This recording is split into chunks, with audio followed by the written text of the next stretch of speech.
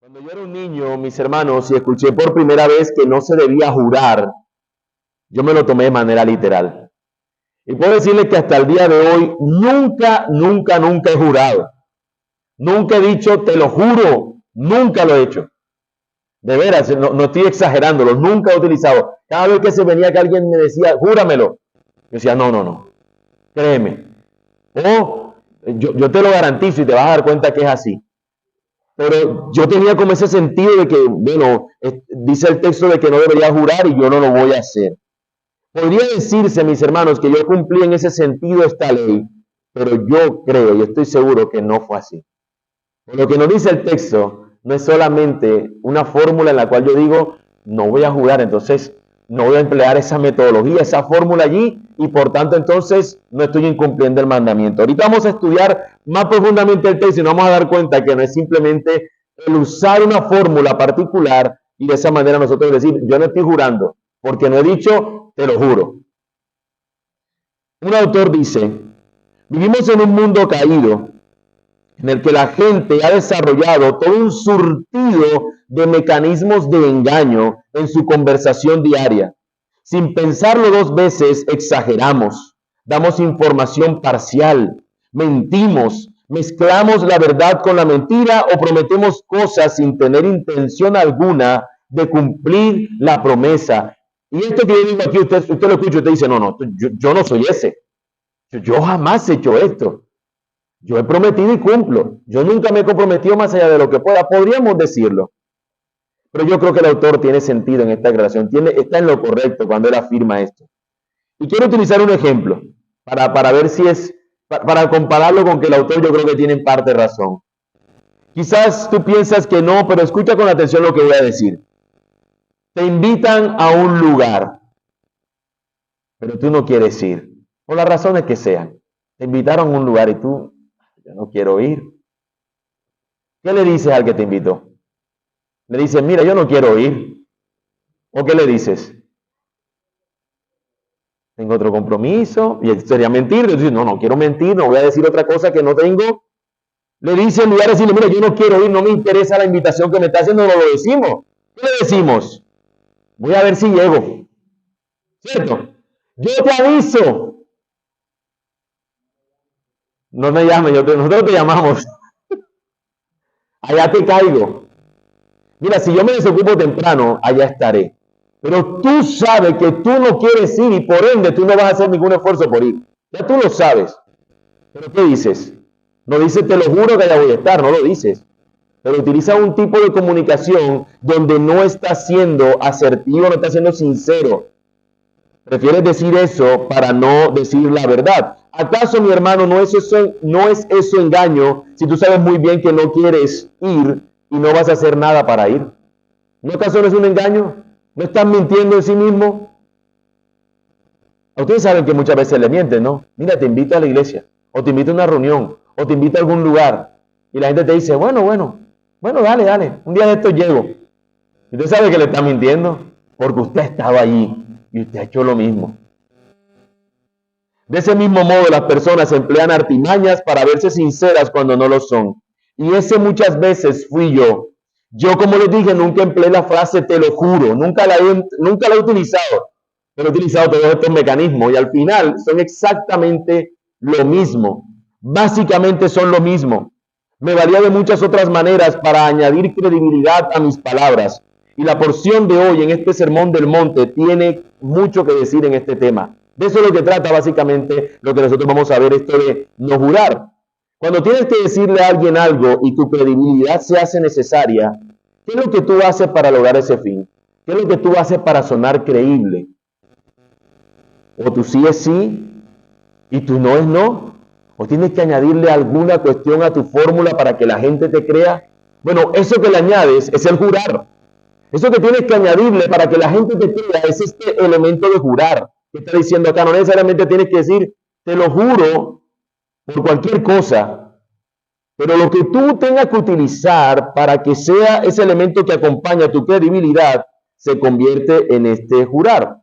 Alguno estará pensando, bueno, ¿y qué pasa cuando me piden que yo dé mi palabra? ¿O qué pasa cuando me piden que yo firme? Bueno, hay algunos contextos donde esto se entiende que es necesario porque yo no tengo una relación de confianza con alguna organización o con alguna institución y se requiere, o en algunos casos cuando nos presentamos, si alguien se ha presentado en un juicio y requiere que ponga y dé su palabra.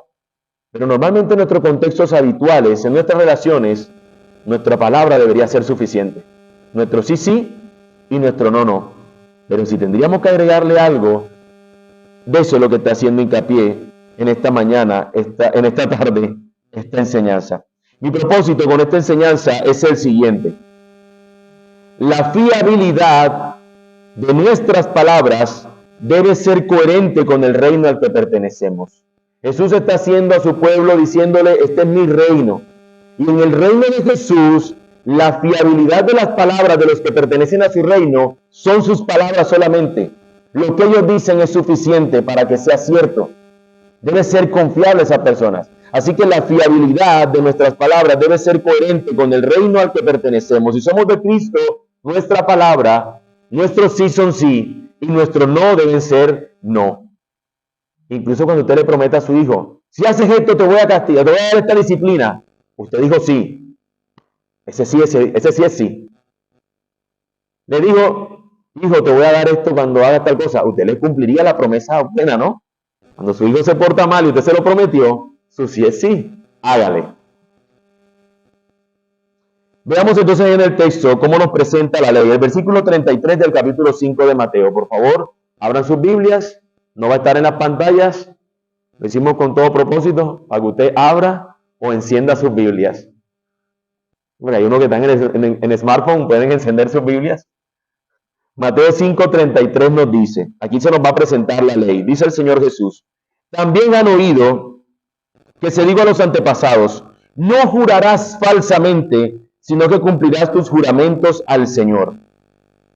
No jurarás falsamente, sino que cumplirás tus juramentos al Señor. ¿Oyeron ustedes que eso fue lo que le enseñaron? Recuerden que nosotros veíamos que el Señor ha utilizado esta figura como una especie de fórmula. Anteriormente ha dicho, a ustedes les fue dicho, pero yo les digo. A ustedes les fue dicho esto, pero yo les digo, ¿qué es esto? ¿Por qué? Porque las personas decían de una parte de la ley, lo aplicaban de una manera donde ellos pudieran salir bien librados. Recuerden que eso es lo que hacían los fariseos. Y Jesús les dice, no. El mandamiento no llega hasta allí. El mandamiento tiene un cumplimiento superior. Recuerdan que ellos decían, no adulterarás o no cometerás, cometerás adulterio. Y era simplemente, ellos decían, no cometerás adulterio cuando tú estás con una mujer. Pero Jesús le dice, no, cuando tú piensas y deseas a esa persona, ya tú adulteraste con ella en tu corazón. Así que no solamente se limita al contacto físico, también en nuestra mente. Entonces Jesús está poniendo el verdadero sentido de estos mandamientos. Y dice, aquí también va a suceder eso. Ellos solamente se ubicaban en lo externo, se dedicaban a lo externo, pero no a la parte interna, a lo que es el corazón, a lo que aplica este texto conforme al corazón. Ellos decían delante de las demás personas, estamos cumpliendo, te hemos jurado, te juro hacer esto, pero hasta cierto punto, como lo vamos a ver que el texto va a continuar más adelante.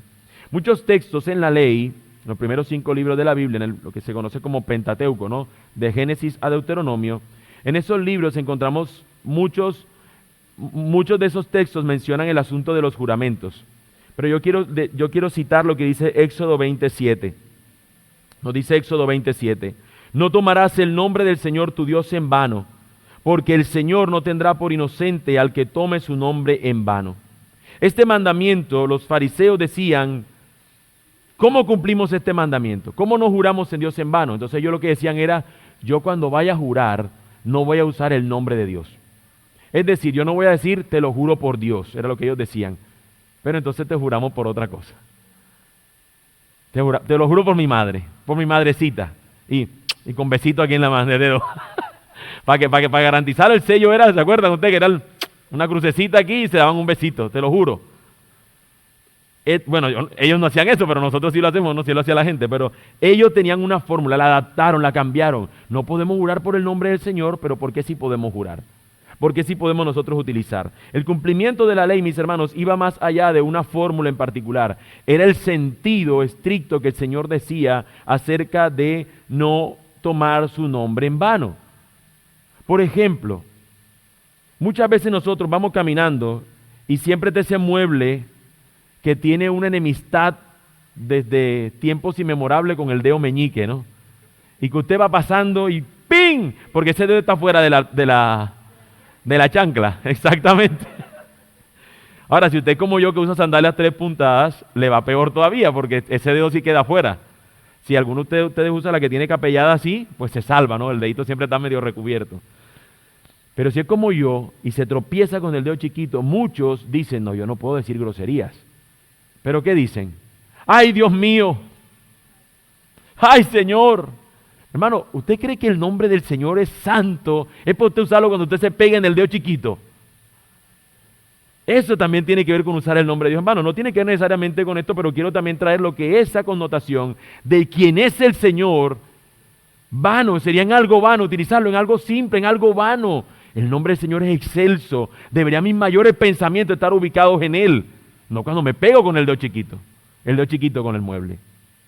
Sería usarlo en algo vano su nombre. Ahora, conforme a nuestro texto, el cumplimiento de la ley, Jesús va a presentar de que es algo mucho mayor.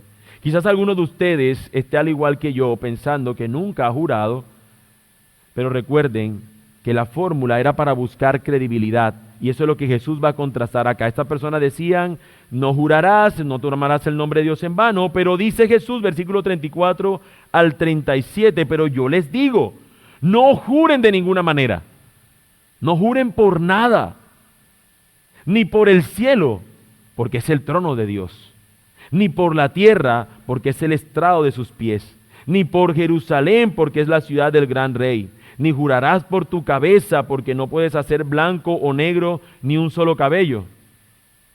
Allá los hermanos que tienen macana están por allá atrás, mira, no le pueden poner pelo negro ni blanco a la cabeza a ustedes. Antes bien, sea al hablar de ustedes, sí, sí, o no, no, porque lo que es más de esto procede ¿de dónde? Del mal. Nos damos cuenta de lo que Jesús está diciendo. Es que cuando el Señor nos dice no jurarás, no es para que tú digas, bueno, no jures por él, pero puedo jurar por otro. No, Él está diciendo es que no jurarás porque cualquier cosa por la que tú quieras jurar en este mundo es propiedad de Él.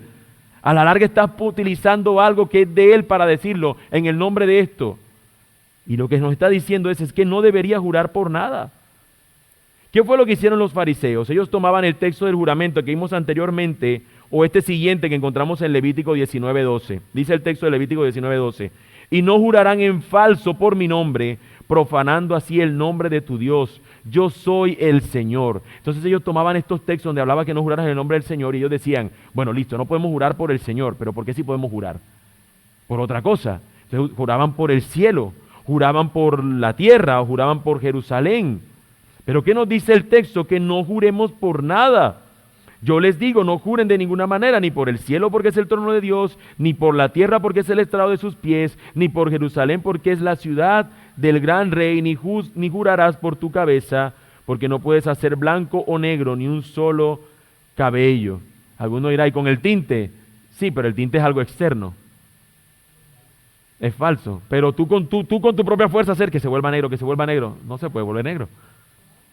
No puedes. Miren cómo decía un dicho rabínico acerca de esto. Esto es perverso, mis hermanos. Por eso el Señor al final dice, porque lo que es más de esto procede del mal. Miren lo que decía un rabino. Como los cielos y la tierra pasarán, así pasará el juramento que los llama como testigos. Recuerda que la Escritura dice que cielo y tierra pasarán, pero su palabra no pasará. Ellos decían, mira, como el cielo y la tierra va a pasar, juremos por el cielo y la tierra. Al final, como ellos van a quedar sin ser nuestros testigos, cuando nos digan, ay, ¿por qué no cumpliste tu juramento? Es que el cielo y la tierra pasará. Era para esconder sus a sabiendas que ellos iban a incumplir. Era para ellos hacer y saber, es que si juramos por Dios nos estamos comprometiendo. Dios no cambia, es inmutable. Pero por otra cosa, como no tiene ese sentido de firmeza, y Dios mismo dice que el cielo y la tierra pasará, por eso ellos juraban, te lo juro por el cielo. ¿Por cuál cielo? No, por la nube que estaba ayer ahí, pero como ya la nube se fue, ya se fue mi promesa por ti con esto. ¿Se dan cuenta lo perverso que había en esto? Mis hermanos, es la misma perversión, porque a veces señalamos a los fariseos y decimos, ay, qué fariseos eran tan malos, hermanos. Es la misma perversión de nuestro corazón muchas veces. ¿Qué decimos delante de Dios? Es otra manera también de utilizar el nombre del Señor, ¿no? En una cuestión. Recuerden que la conversación vana no necesariamente es algo malo, es la conversación habitual, es la cosa de que hacemos de continuo y que realmente no tenemos al Señor con todos nuestros pensamientos en ello. Jesús lo que está contrastando aquí es que Dios está siempre presente cuando los hombres hablan, de manera que siempre deberían hablar la verdad. Yo debo hablar la verdad no porque hay un juramento de por medio, es porque mi Dios está presente. Imagínense teniendo ese pensamiento siempre, esa idea de corandeo, no estar delante de la presencia de Dios todo el tiempo. Y tú vas a hablar con alguien y tú dices, pero Dios está aquí delante mío. Eso es el hecho de no usar su nombre en vano. Yo estoy delante de Él, mis palabras tienen que ser siempre un sí, mis palabras tienen que ser siempre un no. Mano, yo sé que nosotros tenemos muy buenas intenciones, pero usted manifiéstelo si es una intención suya. Mira, yo te garantizo que ese trabajo lo termino el miércoles, hermano. Usted sabe que existen miles de posibilidades para que eso no lo termine el miércoles. Diga, mira, mi deseo es querer terminar eso el miércoles y voy a hacer todo lo posible. Si usted va a comprometerse en eso. Y yo espero que pueda estar tal día, pero no de garantías cuando usted sabe que no es así. Cuando usted sabe que, no es que para qué le voy a hacer malestar a esa persona que sepa que no estar. No, diga la verdad, toda la verdad y nada más que la verdad. Tenemos que decir, somos el pueblo de la verdad. Los fariseos serán señalados de hipócritas por Jesús por actuar de esa manera tan perversa. Más adelante, Jesús les va a decir en el capítulo 23 de este mismo libro de Mateo, versículos 16 al 22. Miren lo que les va a decir. Hay de ustedes, guías ciegos. Imagínense lo que es un guía ciego. Imagínense aquí, ¿para dónde vamos? Vamos para allá. Vamos todos para allá. Está ciego, no ve, pero le está guiando a otros. Es un imposible, ¿no? Es un absurdo. Hay de ustedes guías ciegos, porque dicen, no es nada si alguien jura por el templo. Pero el que jura por el oro del templo contrae obligación. Insensatos y ciegos, porque ¿qué es más importante, el oro o el templo que santificó el oro? ¿Se dan cuenta lo absurdo que ellos decían? Mira, por esto no, pero por esto sí. Acomodando la palabra del Señor o la ley del Señor o acomodando las cosas para ellos ser aquellos que controlaban y que decían qué es más malo y qué es mejor o qué es más bueno. Y en ese sentido Jesús les está diciendo que son unos guías ciegos. También ustedes dicen, no es nada si alguien jura por el altar, pero el que jura por la ofrenda que está sobre él contrae obligación. Ciegos, porque ¿qué es más importante, la ofrenda o el altar que santifica la ofrenda? Por eso, el que jura por el altar, jura por él y por todo lo que está sobre él. Y el que jura por el templo, jura por él y por aquel que en él habita. Y el que jura por el cielo, jura por el trono de Dios y por aquel que está sentado en él. De manera que cuando tú juras, tú estás jurando por el Señor, aunque utilices otros elementos, porque tú estás delante del Señor. Por eso Jesús va a mencionar y una vez más llega a esa conclusión en cuanto a esto de no jurar. Antes bien, sea el hablar de ustedes sí, sí, o no, no. Porque lo que es más de esto procede del mal. Lo que Jesús está exigiendo en estos versículos es la veracidad, la sencillez y la honradez de todas nuestras comunicaciones y en todos nuestros tratos. Como sea, como dé lugar, nosotros tenemos y tenemos que saber que somos el pueblo de la verdad. Somos llamados a decir la verdad. Jesús está construyendo un reino que se fundamente en eso. Si se te exige que jures, y yo quiero que tengamos esto presente, al menos podría llamar a esto tres alertas de que tú estás jurando y no te estás dando cuenta. Por ejemplo, y quizás son también tentaciones que te pueden llegar, tres cosas que están allí presentándose donde tú dices, yo estoy probablemente siendo quizás tentado o estoy actuando conforme a esto y no me he dado cuenta. Por ejemplo, si alguien te exige que tú jures, es probable que tú no estés testificando el reino al que perteneces. Tienes una pérdida de credibilidad. Mano, mire, esto va a sonar a chiste porque algunos lo van a tomar que se lo estoy diciendo de manera personal. Pero hermano, vive el Señor. Delante de Él estamos. Hermano, la puntualidad es una pérdida de credibilidad. La impuntualidad, exacto. La impuntualidad es una pérdida de la credibilidad. Gracias, mi hermana. O sea, decir yo voy a tal hora y no llegar, tú empiezas a perder credibilidad. ¿Sabes qué va a ocurrir la próxima vez? Yo voy antes que tú. ¿Para qué me voy a confiar si tú no vas a llegar? Siempre va a pasar así. Entonces, ese tipo de cosas ya crea en ti una fama. ¿Se acuerdan de ese dicho popular, cría fama? Acuéstate a dormir. Si ya esto te caracteriza, nadie va a confiar en ti. Entonces, ese es un sí que tú estás diciendo. Si estoy a las 5. Llegas a las 5:30, pierdes credibilidad. Estás poniendo delante del Señor tu compromiso y no lo estás cumpliendo. Ahora, excusas siempre vamos a tener. Pero cuando una persona es habitual eso, te das cuenta que no fue una excusa de un día. Te das cuenta que forma parte de su asunto. Entonces, si se te exige que jures, si se te exige una exigencia en tu compromiso, es porque estás teniendo una pérdida de credibilidad. Ahora, ¿qué otra consideración, qué otra alerta nos presenta este asunto? La trivialidad de la acción, si esto se vuelve algo trivial para nosotros. Es decir, que lo usamos como algo cotidiano. Te lo juro, te lo juro, te lo juro, te lo juro, te lo juro. Hay algunos de ustedes seguramente aquí que tiene eso dentro de su comunicación continua. O la variación de la expresión. Por ejemplo, delante del Señor, delante de Dios, estoy delante de Dios. Sí, es que estás delante del Señor siempre. Eso debería ser suficiente para que tú seas sí y tú no seas no. Ante los ojos de Dios es la otra variante. Ante los ojos de Dios, sí, estás delante de los ojos del Señor. Tú sí deberías ser sí y tú no deberías ser no. Eso debería ser, deberíamos nosotros analizar. Ahora, el tercer asunto, y este sería quizás uno que nos está mostrando que nosotros estamos realmente, estaríamos teniendo quizás una cauterización en nuestra conciencia. Y es el hecho de tomarlo como algo, como los fariseos, como un acto hipócrita. Es decir, estás engañando y no te produce nada hacerlo. Yo le digo que llego a las 5, pero yo no pienso llegar a las 5 nada. Llego a las 5:30 y no pasa nada. O llego a tal hora y no pasa nada. Al final, ¿qué? Al final siempre eso empieza tarde. O al final tal cosa siempre sucede lo contrario. Nuestro sí debe ser sí. Piensa en esto, porque como dice un autor, mis hermanos, la práctica misma del juramento es una triste reflexión sobre el carácter humano. Jesús demanda la verdad en todo tiempo, sea que el hombre haya jurado o no, no hay una doble norma para el cristiano. El cristiano siempre vive en la verdad. Su sí es sí y su no es no. No está buscando una manera para acomodarse. Recuerden, la fiabilidad de nuestras palabras debe ser coherente con el reino al que pertenecemos. El Rey Jesús dice, no jurarás. Pero no lo dice para que este mandamiento sea cumplido como yo creía hacerlo. No voy a emplear esta fórmula, no. Es más bien un llamado a vivir de manera íntegra.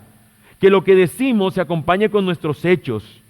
Es un llamado a la coherencia, es un llamado a la verdad, es un llamado a la integridad. Visto de esta manera, mis hermanos, la pregunta es, ¿vivimos nosotros así todo el tiempo?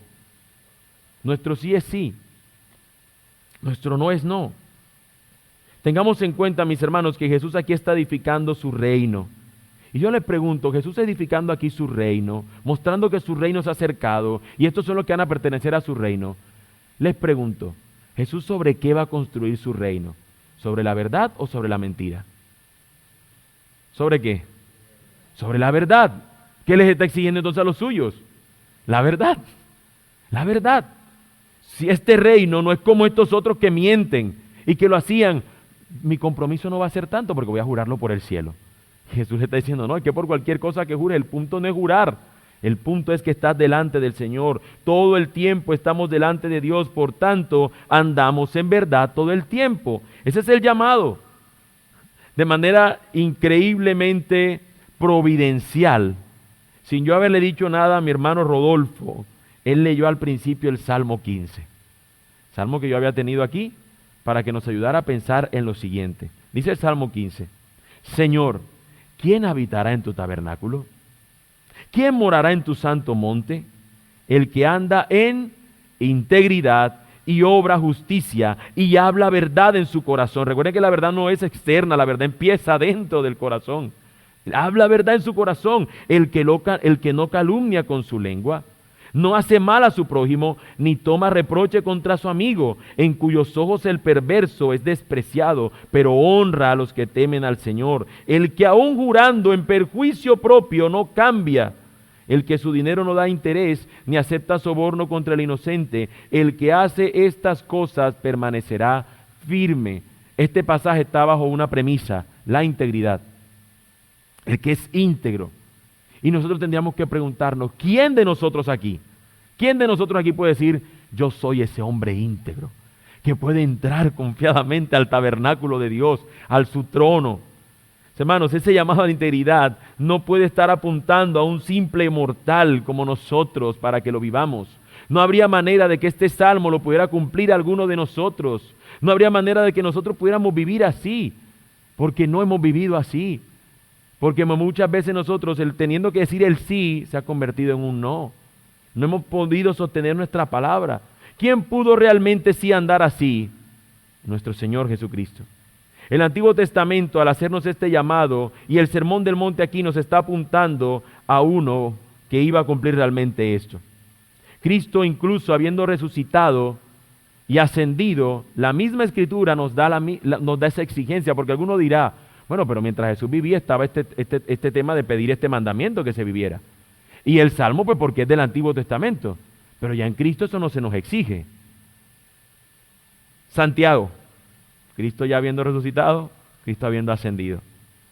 Santiago nos dice la palabra del Señor, y sobre todo, hermanos míos, no juren ni por el cielo, ni por la tierra, ni con ningún otro juramento, antes bien sea el sí de ustedes, sí, y no, no, para que no caigan bajo juicio. Sigue siendo lo mismo. Nuestro sí debe ser sí y nuestro no debe ser no. No sé si se han puesto a pensar en las maneras que tan claramente el Señor hace saber que esto no es broma, el ser parte de su reino. Si tú eres cristiano, hay una manera como somos llamados a vivir para darle la gloria al Señor. La fiabilidad de nuestras palabras debe ser coherente con el reino al que pertenecemos.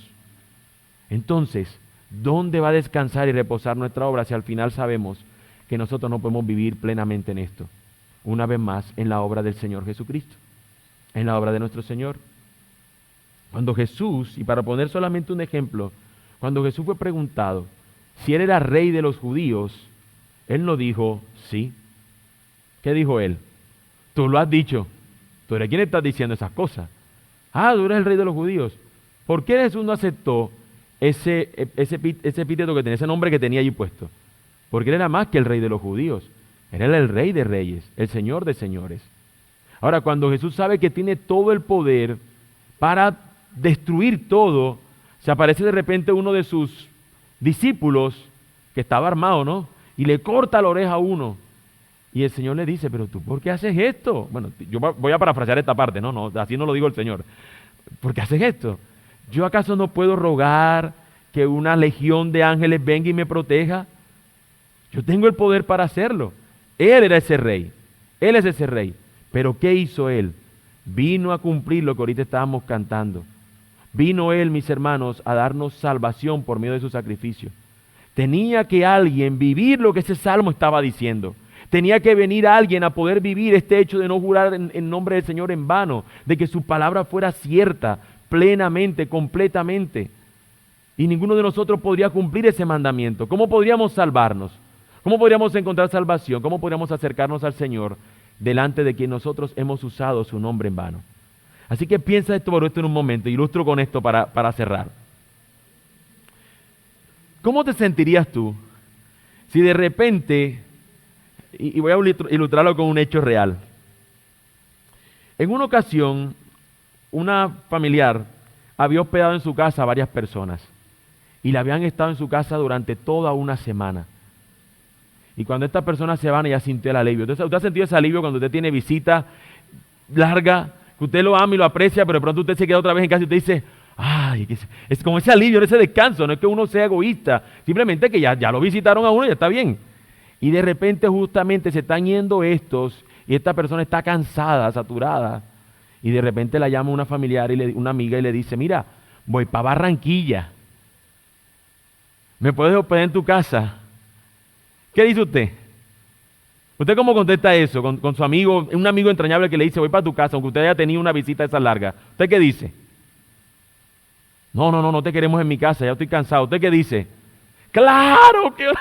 ¡Qué alegría la que me da! Mira, te estoy encantado de tenerte en mi casa, genial, ¡vente! Ella le dijo algo así. ¿Sabe qué pasó después? Su amiga le dice, listo, yo te caigo allá, perfecto. Ella pensó que había colgado. Y dijo, no, hombre, otra semana más aquí. ¿Para qué va a venir esa amiga acá? No puede buscar una casa, otro hotel, me tiene que montármelas a mí. Y pa. Y la amiga escuchó todo. El sí debía ser sí y el no, no. Si no podías, mira, acaban de quedarse uno en mi casa y yo no tengo fuerza, creo, para aguantarlo. O déjame pensarlo mejor, ¿vale? Por favor, llámame en un rato. ¿No sería acaso eso mejor? A decir un sí, pero ¿delante de quién estamos, mis hermanos? Delante del Dios eterno, pero delante de la persona. Parece que ese es el Dios, ¿no? Sí, claro que sí. Pero apenas colgó, no, qué mal. Ahora, yo les pregunto, hermanos, porque después ella se da cuenta que quedó abierto el celular. Ella se dio cuenta. Y ahora sabe que la amiga sabe esto. ¿Cómo tú das esa cara? ¿Cómo tú enfrentas eso? Oye, mira lo que yo dije, lo que tú quieres decir ya no se va a tomar como verdad. ¿Cierto? Ya lo que dijiste lo dijiste. Ahora, ¿qué cree usted que hizo esa amiga? Pagó un hotel. Se quedó en un hotel. La amistad quedó quebrada, pero digamos que al final no fue tan grave el asunto porque digamos que la persona lo entendió. Pero muchas veces sí puede quedar quebrada la amistad. Ahora, ¿por qué también le pongo este ejemplo? Porque no solamente es un sí y un no. Y nuestro sí, sí, nuestro no, no. Sino que piense por un momento cómo nosotros, luego esa relación con esa persona, cómo nosotros le damos la cara a alguien que le dijimos algo, pero por detrás dijimos otra cosa. ¿Cómo le podrías tú dar la cara a Dios, a quien tú has usado su nombre en vano, delante de quien tú has actuado de una manera no correcta o incongruente con lo que tú dices creer? ¿Cómo podríamos nosotros presentarnos delante de ese Dios? Por eso el Salmo cuando nos dice, y toda la Escritura nos demanda un comportamiento íntegro, no habría manera que nosotros pudiéramos acercarnos a Dios. Y es en Cristo quien nosotros podemos hacerlo. Haz de cuenta como que tú tienes esta vergüenza tuya por lo que has hecho delante del Señor, por tus malos dichos, y de repente se presenta el Señor a nuestro favor y nos dice, mira, no ha pasado nada. Esa conversación yo la cerré. Por decir una manera, ¿no? Esa conversación no fue escuchada. Fue escuchada, pero a quienes recibió el desprecio fui yo, para que tú recibieras ahora el poder acercarte. ¿Te imaginas de repente que tu vergüenza fuera quitada? Eso es lo que hizo Cristo en la cruz. Él no quitó nuestra vergüenza. Él no quitó la imposibilidad de que pudiéramos acercarnos al Señor. Y eso es lo que señala continuamente este llamado al reino. Nos llama el Señor a pertenecer a su reino. Estas son las demandas del reino y al mismo tiempo Él nos da el poder para que sepamos, yo estoy obrando internamente en ti para que puedas vivir esto. Pero ya yo lo he vivido para que tú puedas ser parte del reino y para que puedas estar en este reino por la eternidad. Así que mis hermanos, juradores compulsivos, si es que esa palabra existe. Mis hermanos, nuestra credibilidad está en lo que Cristo hizo por nosotros delante de Dios. Pero no se olviden que se pide de nosotros que, como he dicho, la fiabilidad de nuestras palabras debe ser coherente con el reino al que pertenecemos. Si somos de Cristo, nuestras palabras están ancladas en la verdad. Vamos a orar. Vamos a orar para darle gracias a Cristo por lo que Él ha hecho.